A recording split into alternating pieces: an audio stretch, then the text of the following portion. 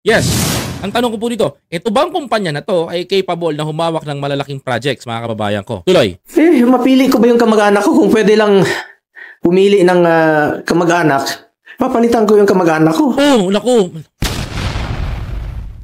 Ano to, drama? Wala tayo sa teleserye.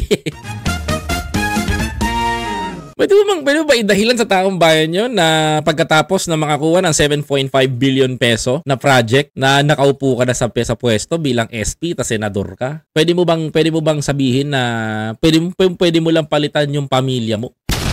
Magpapalit ka?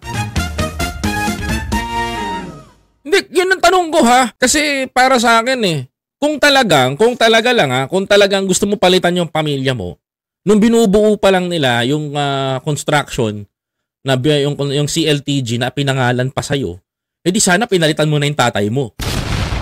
'Di ba? Mga kababayan ko,